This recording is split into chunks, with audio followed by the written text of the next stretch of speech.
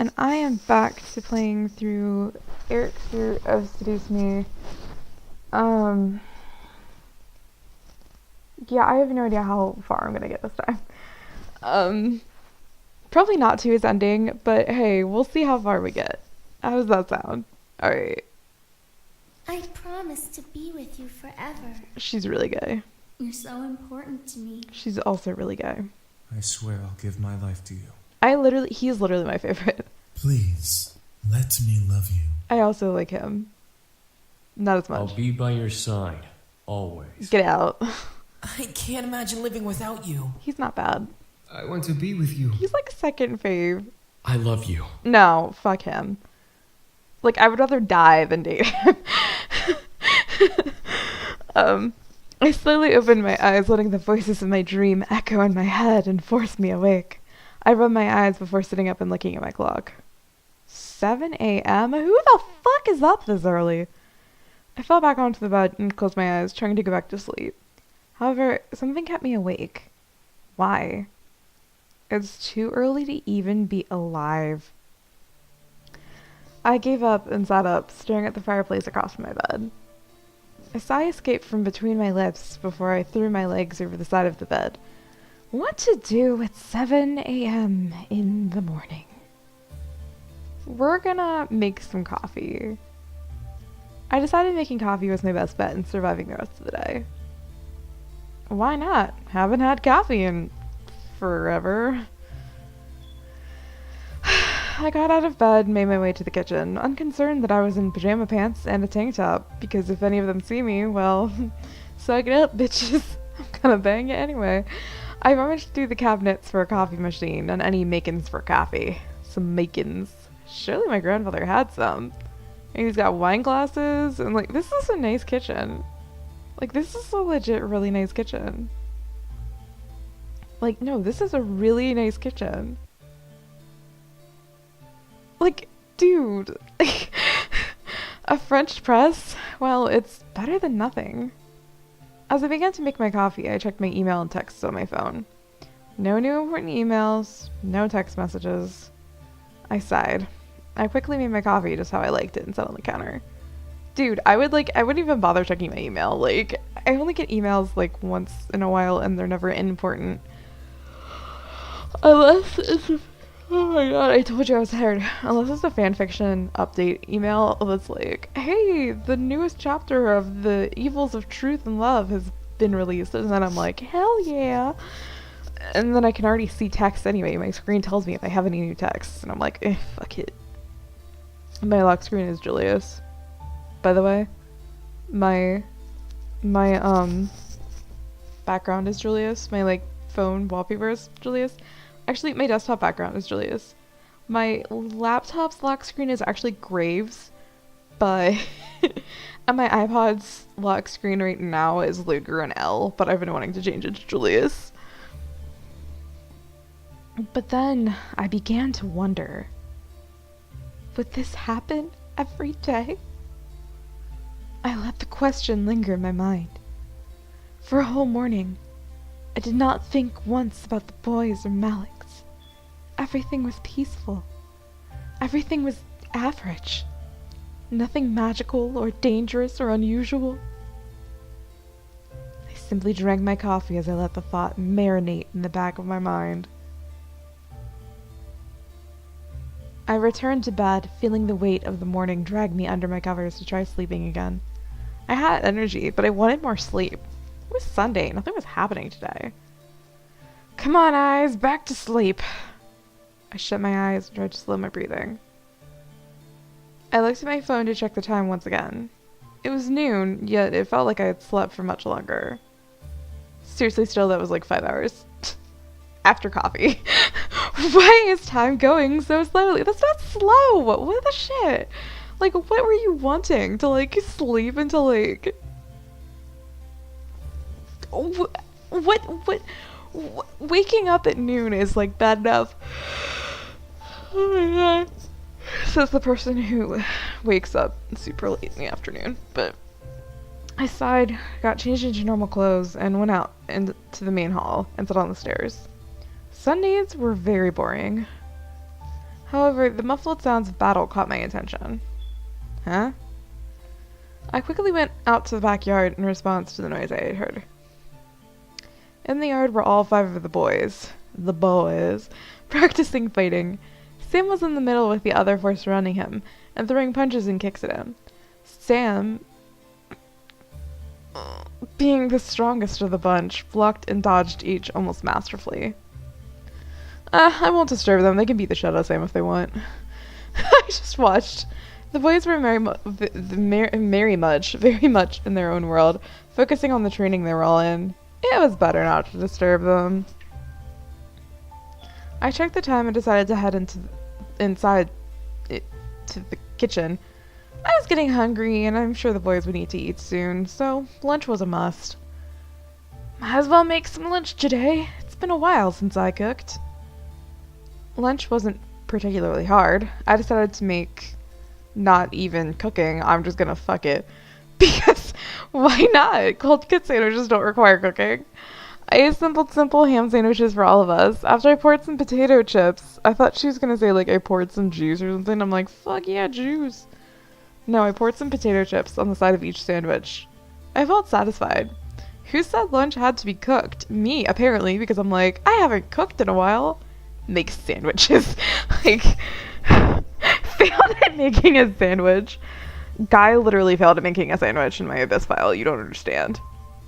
Jade failed at making spaghetti. Natalia has made perfect food every single fucking time. Except once.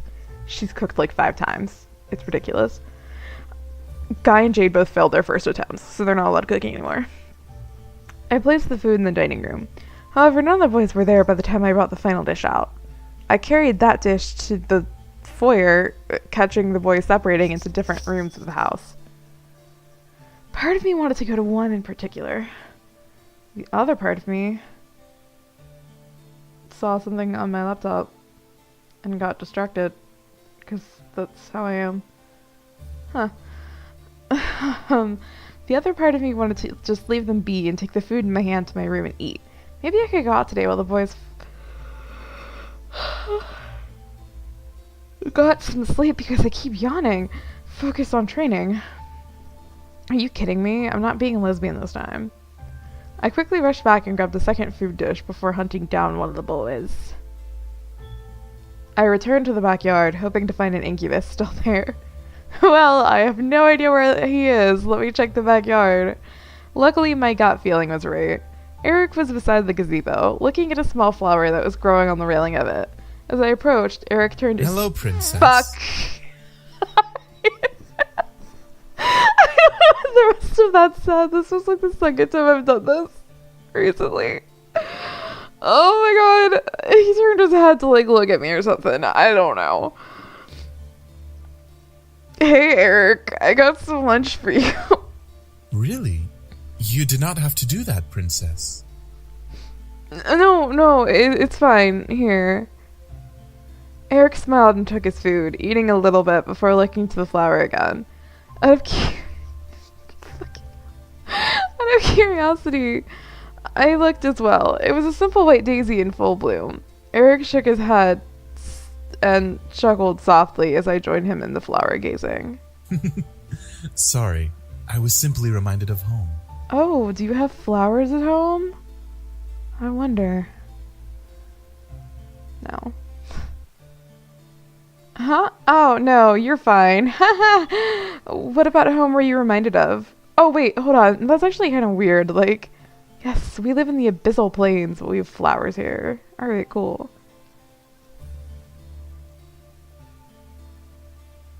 Erik, comma. I'm not reading that wrong, am I? Y'all see this? Erik, looked to the sky with a soft sigh and smile before looking to the flower again. The castle, mainly. Despite us not being there anymore, it was still our home. We grew up there our entire lives as brothers. There wasn't a day that went by when we weren't all doing something exciting. It was an empty excitement, of course, but it was still something that bonded us all together. Erik slightly trailed off, looking lost in the nostalgia of his thoughts. I didn't know if I wanted to bother him while he remembered something so obviously important to him. Please tell me more. Don't worry about it. If you don't ask him to tell you more, then you won't make out with him, and then you'll become a lesbian. Don't become a lesbian. Ask your boyfriend more questions. Erik turned again to me with a slightly surprised look. You wish to know more? No, I want you to just shut the fuck up. Yes, I want to know more. Why not? I'm really curious about the place you lived in. Erik nodded before looking at the flower again. After a second, he gained a look of realization before looking to me again. Would you like me to show you something instead? That sounds vague. I touched my head in confusion, but nodded nonetheless. What I was expecting could not have prepared me for what I saw. You guys want to take a guess about what it is? Take a guess. I'll give you guys like 5 seconds to make your guesses.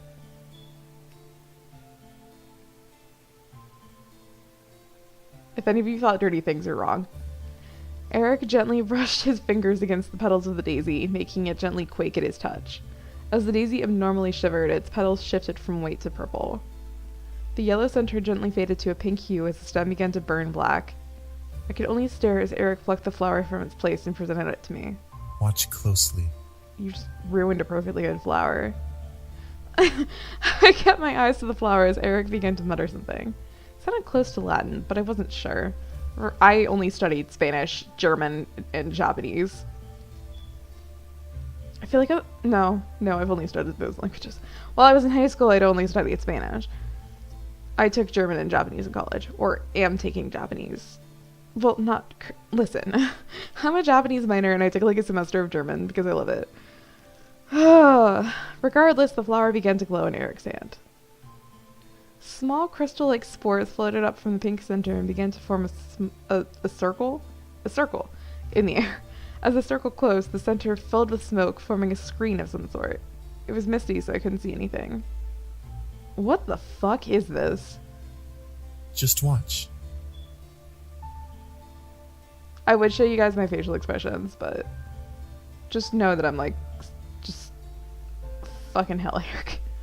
I raised an eyebrow. I did more than I raised an eyebrow. I'm just kind of like, But I followed his instruction. Eventually the mist faded away, revealing a large throne room. It was all of stone and tile, with the throne itself covered in red fabric and gold metal. Despite it being a mirror image in the magic mirror, I felt small looking at the side of the throne room. Wow, that looks amazing. That's our castle. It's a wonderful place. Servants and parties galore. You know, you're like probably wondering, why is there only one throne? Because this man literally has 5 wives.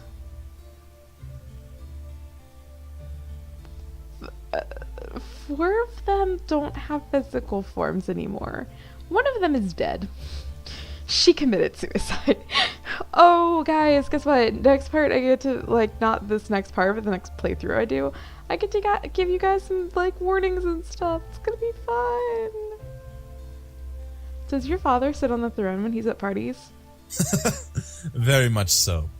He despises dancing and socializing, so he makes the throne his home. He needs to control his dick. Do you think he's still there now? I must have struck a very small chord with Erik, because he hesitated before responding. Erik smiled only slightly. We don't know. When we left, we didn't look back. However, we are sure he's still there, since no one followed us out of the abyssal plains. Weird. The 5 princes just go missing and nobody, like, does anything. At all. Diana, hey, I'm gonna go now. See you guys later. Alright, bye, Diana. I bit my lip. Maybe I shouldn't have asked. I felt really bad. However, I didn't feel it for long. The magic suddenly stopped and faded away while Erik dropped the daisy. As the daisy turned back to its white and yellow color, Erik, dropped to a knee, groaning in pain. Stop putting commas after Erik. You don't need a... Erik, are you alright? Yes, princess. I'm fine. I just used too much energy, that's all. Fucking idiot.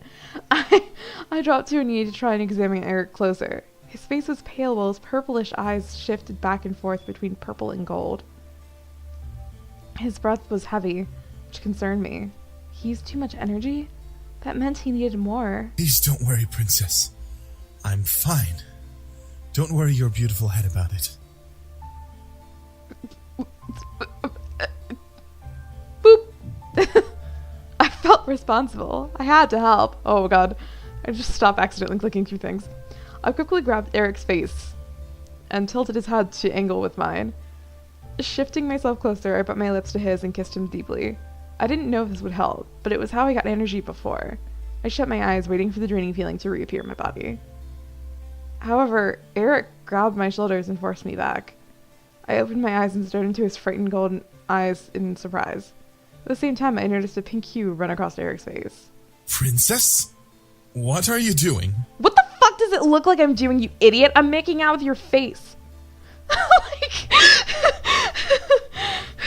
I don't know why, but I felt both irritated and accomplished at the question and the look he was giving me. Where was his flirting? Where was his cocky smirk? From what I remembered, he took advantage of me when we met. Yet now he was somewhat acting. There's two eyes. Acting inferior to me. I grabbed his hands and removed them from my shoulders, tangling my fingers with his. I'm trying to help, you fucking moron, and give you some of my energy. You used your energy to show me that side, so I want to pay you back for that. Unless you don't want me to help. Well, I've already taken your energy once before. That was before.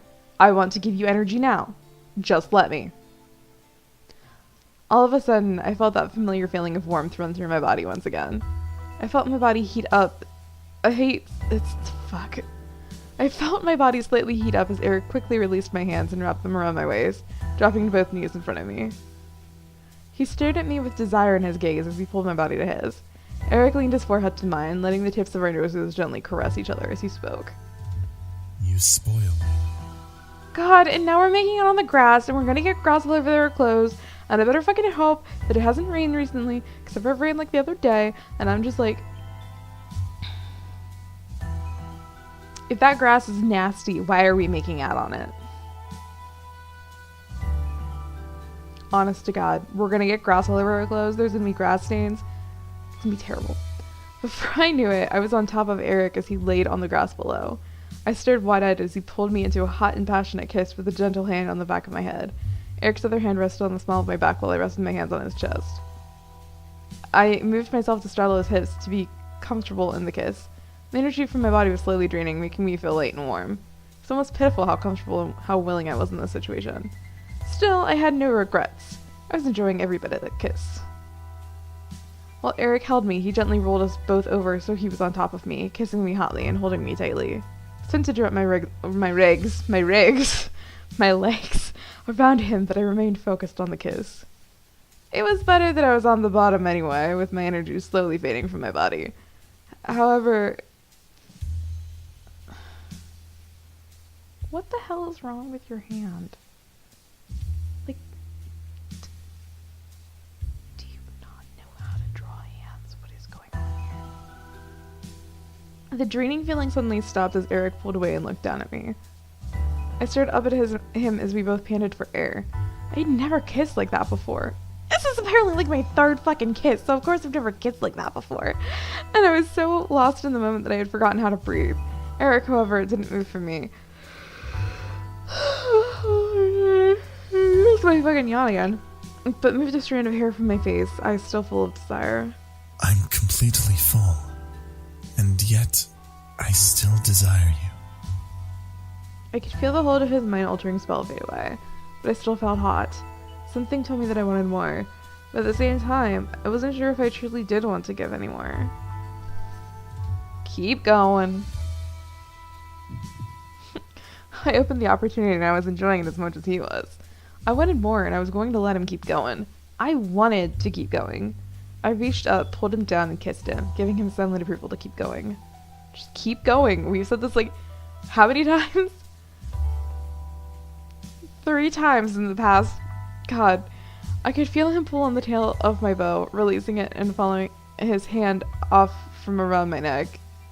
He moved the ribbon to the ground beside me before gently unbuttoning the top buttons of my blouse, stopping at the buttons above my stomach. The desire in my body drove me insane, forcing a moan to escape my lips as he ran kisses from my lips to my exposed neck. He began to... Oh my god.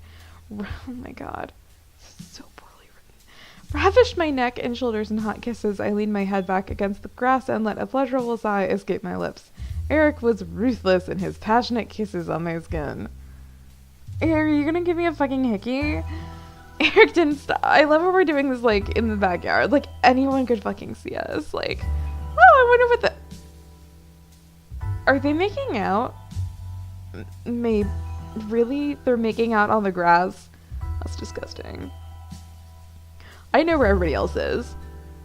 Depending on where windows are. I mean, because James is currently in the library, and then Damien is in that, like, office study thing, you know, that I found the books in, and, Sam is somewhere else. I don't think he would see us.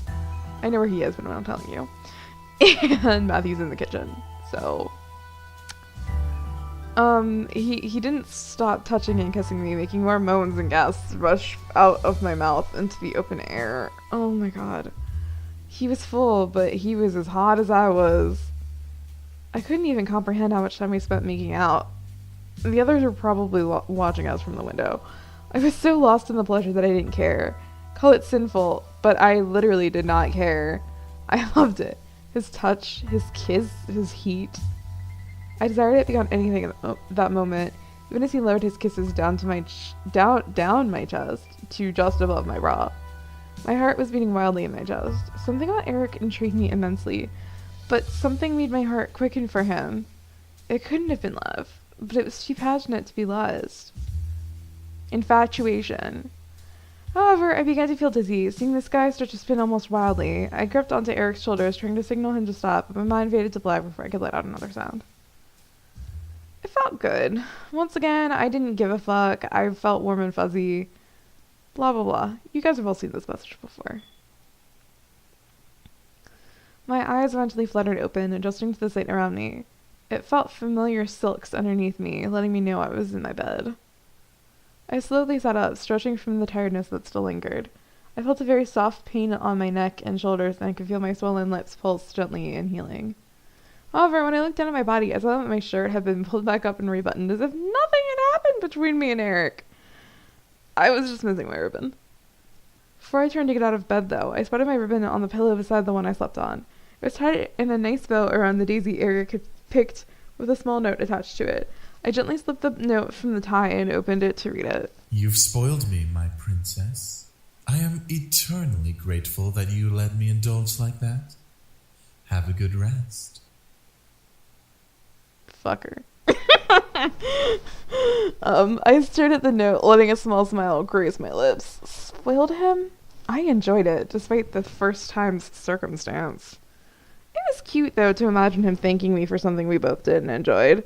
I brought the daisy to my nose and gently inhaled its soft fragrance, letting the memories of our meeting flood my mind. I don't know what daisies even smell like. I indulged myself too, Erik. I spoiled myself. I looked to the time out of curiosity. The large white numbers on my phone showed 5:31 p.m. Yikes. 4 hours of being knocked out, and I still feel tired. It was Sunday, so I was allowed to sleep longer if I wanted to. The remainder of the night passed by, because apparently I didn't go back to bed, and it was surprisingly uneventful. The boys continued to trade with each other, but were kind enough to stop and make me dinner. I was glad for that. Unsurprisingly, the food was perfect, but it felt a little empty without the boys to eat with me. They most likely had already eaten, but still, I felt lonely. I couldn't let it bother me. I ate and went back to my room to study and sleep. Surprisingly, I felt good going to bed that night. I felt like I could have a peaceful sleep after the previous rough nights I had. I felt good. I drifted to sleep and woke up almost flawlessly the next morning. No grogginess, no aches, perfectly energized and bright-eyed. Man, how long has it been since I got that much good sleep? I looked to my alarm clock. I woke up 10 minutes before my alarm. Hey, Well, hey, I must be lucky today. Wrong. Wrong, so wrong. Karma owed me some luck. Yeah, probably. After all I had gone through in merely a handful of days, I deserved to get some good luck. Yeah, probably. Ecstatic for the day ahead, I turned off my alarms before they could ring and got dressed. However, my phone started to quickly buzz from an incoming text. Huh? Who's texting me this earlier? Yo, Anderson! You're carpooling with us from now on. We're not letting you waste your money on a bus. Get ready and be at your gate at 7 stat. I smiled. My friends were the best. I couldn't drive yet, and I didn't have a car. Unlike them. So it was awesome that my friends would let me carpool. I checked the time. 6:30. That's disgusting. Perfect. That's disgusting. Who's awake at 6:30? I can eat some breakfast before they come. I packed my bag and carried it downstairs towards the kitchen. As I entered the dining room, I saw a plate with disgusting food and some toast sitting on the table. A fresh steaming cup of coffee sat next to the plate with the sugar and creamer on the side. That's acceptable. I walked to the table and couldn't believe what I was seeing. Yeah, someone who doesn't know what I like. I've gone over this like at least 5 times now. Who made this? As I spoke aloud, a small red note caught my attention. Have a good day. Yours. My heart skipped a beat as I finished. I could tell it was from one of the boys. Maybe it was from him. I smiled before putting the note in my bag and eating it. The toast was so delicious. I devoured every amazing bite of the toast. I looked at the time again. Time to go. I quickly rushed to the doors, checking myself in the passing mirror.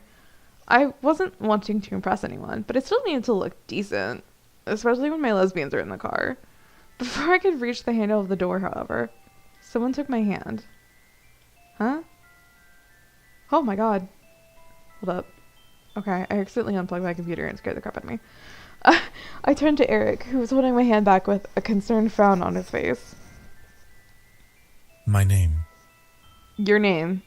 My true name isn't Erik, miss. I want you to know my real name, if something were to happen. I feel like he should have called me Princess, because, like, James calls me, like, Miss all the time. He's like, I'm so sorry, Miss. And then, like, Matthew, like, calls me Miss, too, but then, like, Erik calls me, like, Princess. Like, my true name isn't Erik, Princess. Like, it would work, okay? His true name? What did he mean? Why was he telling me this now? Erik gently pulled me to him and leaned close to whisper in my ear. My name is Uzeiris. I'm never gonna fucking remember that. I think I'd rather just die than try to remember how to say that. Fuck. I'm gonna die. As he said my name, or his name, I could feel it locked into my memory. No. Something in my head would make sure I already forgot it. I don't know what the crap it is. I can say Raestro, and I can say... Well, I can say Raestro.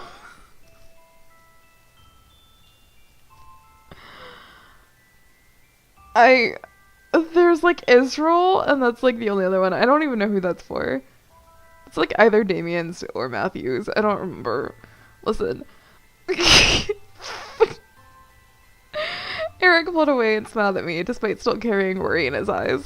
If you are in any danger, call my name. I promise that I'll come and help you. Yeah, okay.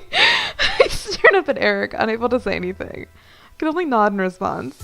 Erik smiled before kissing my hand and heading into the dining room. Something told me that name would be used eventually. And right on cue, Naomi drove up to the gates with her girlfriend waving me down. I rushed out the door and we headed to school, talking about the homework in the coming day. We made it into the school without a hitch. Our lockers were in the same part of the hall, so we quickly unloaded what we needed to, and got our important books and necessities. I can speak. Necessities. First incident of the day. As I walked towards Suzu and Naomi, who were both waiting for me on the opposite side of the hall, something hooked my ankle and made me fall forward. Hey! Ow! Ow! Whoa, ow. Hey, are you okay? Who did that? The three of us looked back to see Lisette. Big surprise. And her gaggle of girls. Lisette had a look of complete innocence while the girls around her giggled like no tomorrow. Why, you little... Suzu, don't! Let Caesar do it. I felt a giant fire of anger burn in my stomach as I stared at Lisette. Today was not the only time this has happened to me. However, it was now clear who was behind these incidents. How did I not just... Even if she was an innocent, one of her goons, today, it was now obvious that Lisette was the mastermind behind, just from the look on her face. She was no friend, nor would she ever be. I had to do something. No, we're not fighting today. I know. Get myself a Naomi point. No. I wasn't going to bring myself to her level. She was a bully, but I was not going to let her get to me. I had to be stronger than her, and only then would I have beaten her. I stood up and brushed myself off, pretending nothing had happened. Anderson, you okay? No. That was a pretty bad fall. I feel like this is just like a fake calm, like, it's okay, guys. Like, literally, I would just, like, stand up, like, brush myself off. Are you okay, Anderson? Yeah, I'm fine. And then turn around and fucking beat the shit out of her. Yeah, I'm fine. I felt like that was nothing. I merely smiled at them, not wanting to let them know the pain rushing through my body from that fall. My arms were quaking. My shoulders were pulsing.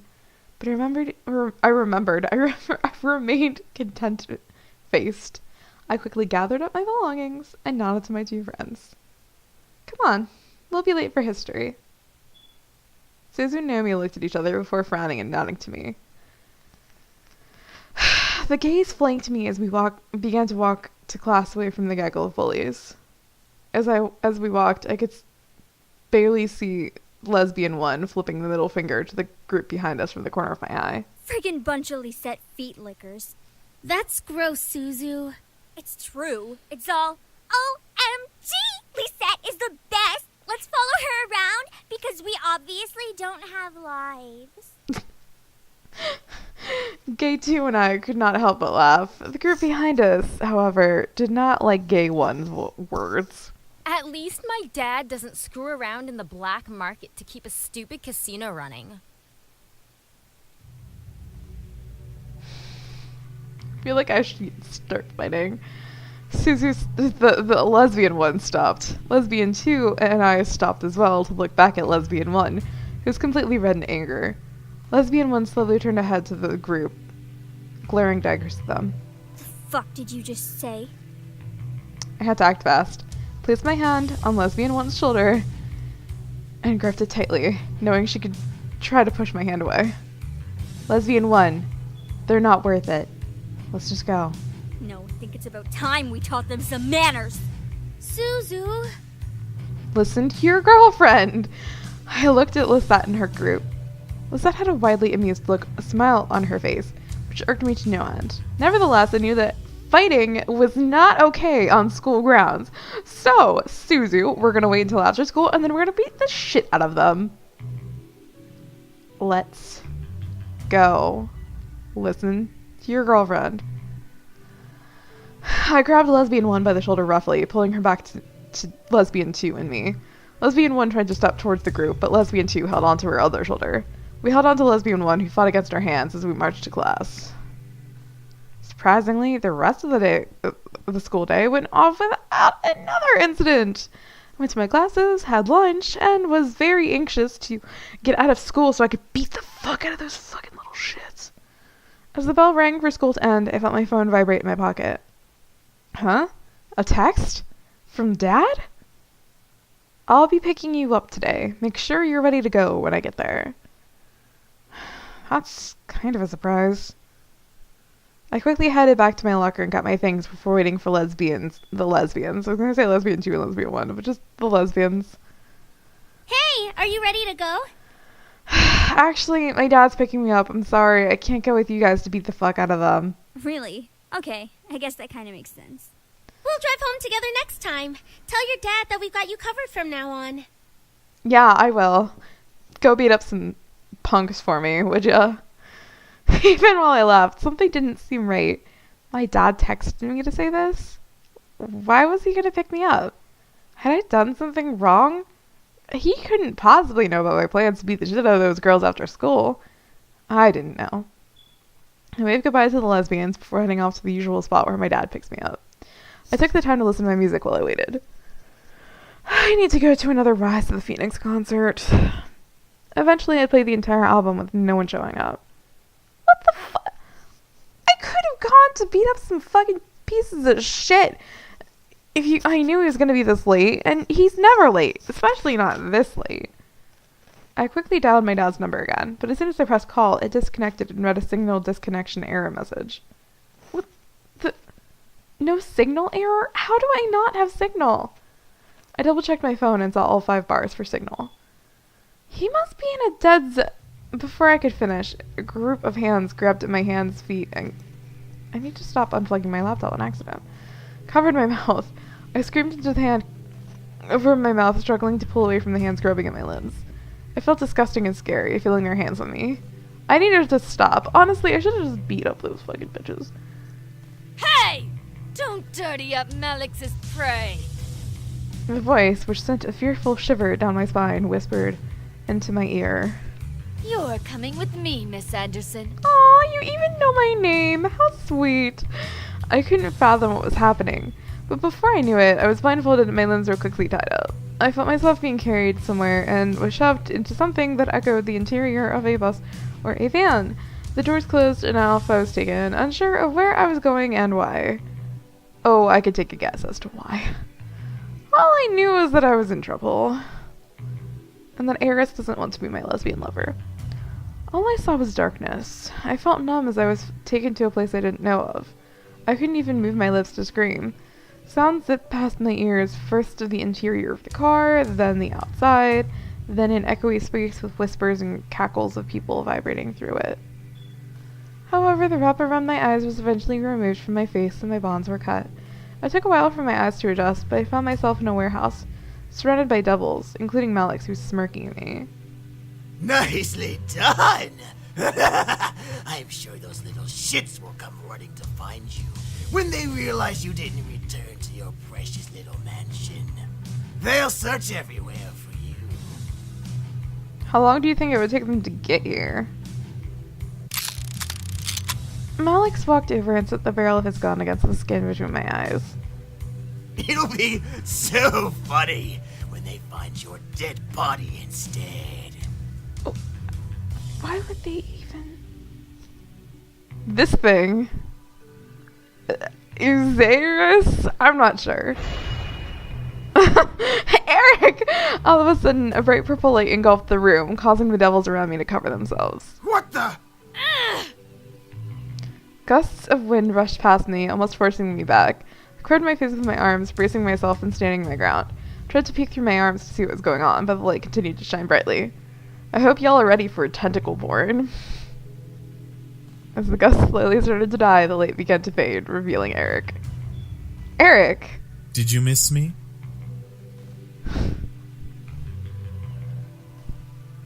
However, the seductive smile that I was thinking about video games.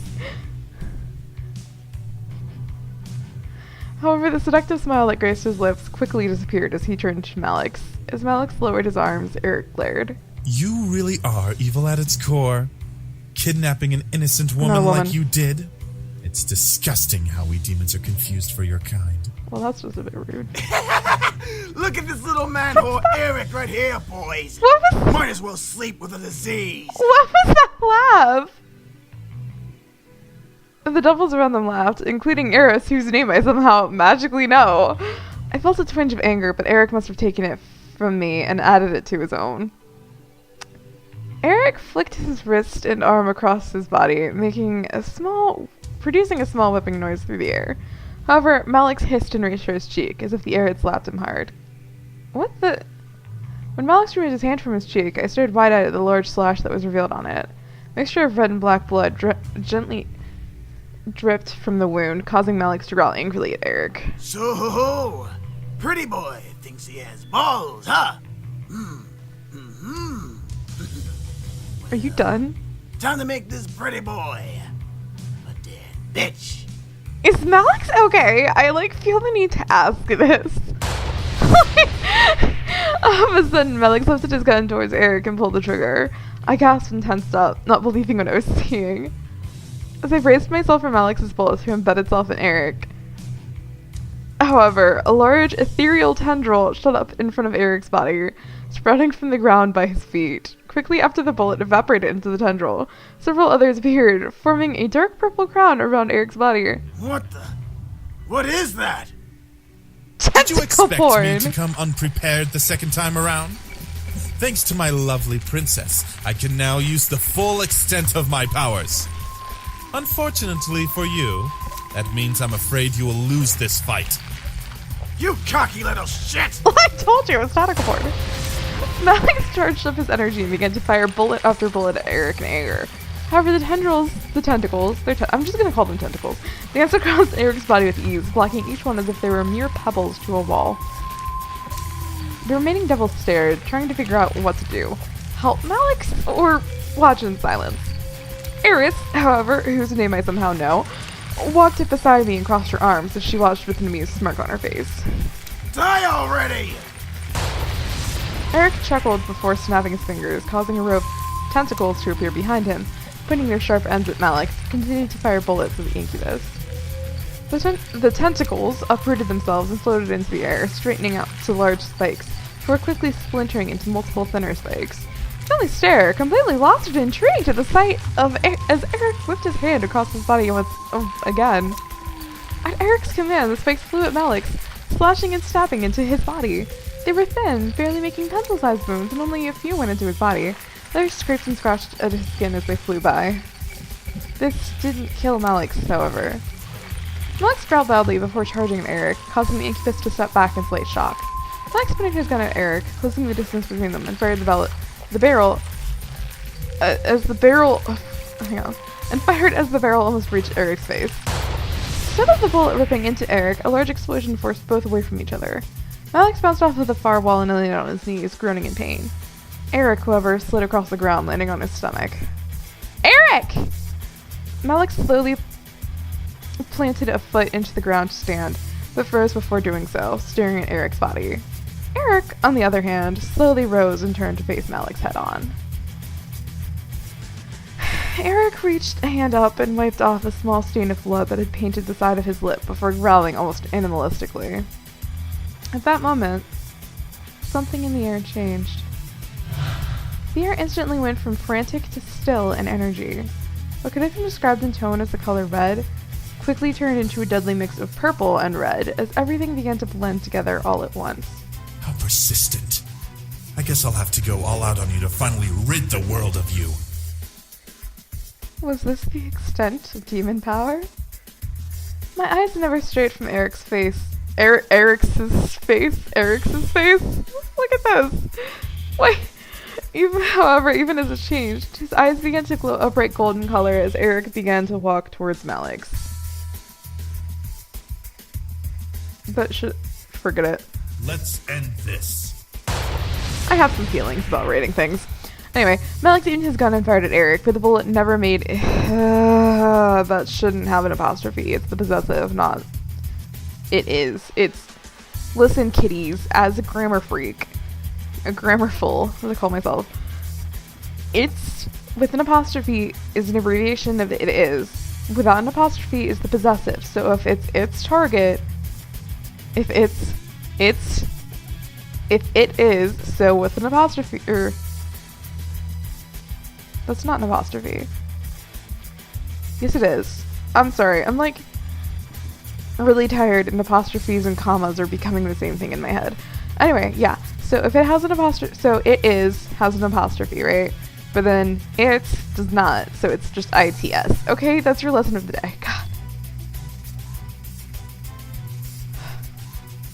As the shot erupted from the barrel, the ethereal tentacles erupted from Erik's back, creating a wing-like barrier from the bullet.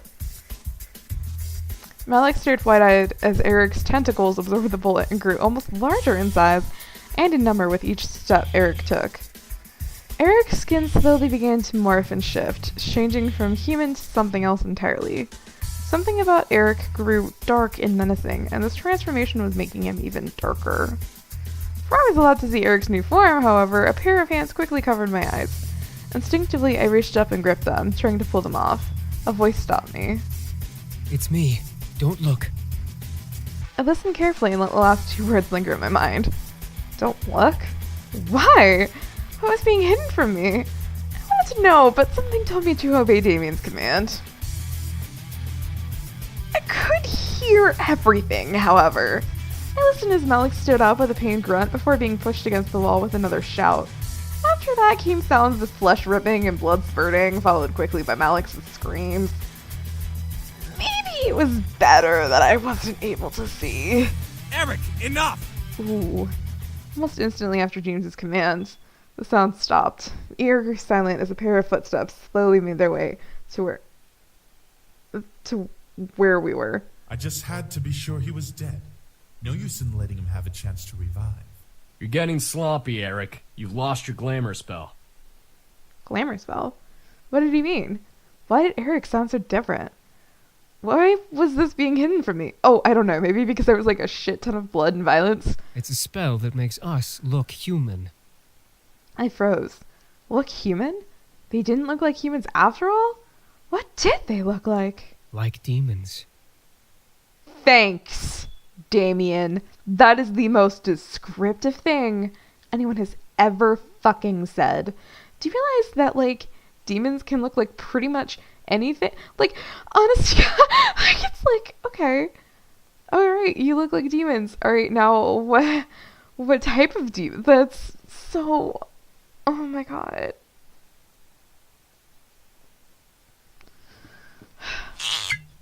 As if Matthew knew what Damien was talking about, Matthew spoke up, followed by the sound of a cork popping out of a bottle. Well, not for much longer.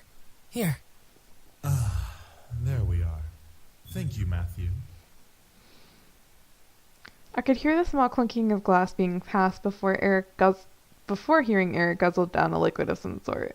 The feel of the air around me gently began to warm back up, insinuating that everything had been returned to normal. Finally, Damien moved his hands from my eyes, allowing me to see around me once again. The devils, including Eris, whose name I still somehow know, had fled. On top of what I assumed to be Malik's body was a dirty sheet that was quickly turning red from blood. I couldn't tell if it was even his body. It seemed lumped together like a pile of parts. This is what I was saying, is that James is the least violent. Everybody else does this. Everyone else rips his body into pieces. James is the only one that's like, later, fucker. And then I'm like, oh wow, where did he go? No one knows. The boys, however, had gathered around me, all of them, including Erik, looking like nothing had happened. What just... I tried to speak, but everything zipped around in my head the whole event, and I felt like speaking wasn't possible. Let's just get you home, miss. There's nothing more to see here. I could only nod. What had happened boggled my mind to the point of disbelief. I was second-guessing everything, lost in a sea of what and how and when. As we walked out of the warehouse, I looked at Erik for some form of sign that I wasn't dreaming. Erik smiled softly at me before looking ahead, trying to look like nothing had happened. It was over. Malik was gone, and the boys were finally safe. A wave of relief ran through my body at the thought of never having to deal with that group again.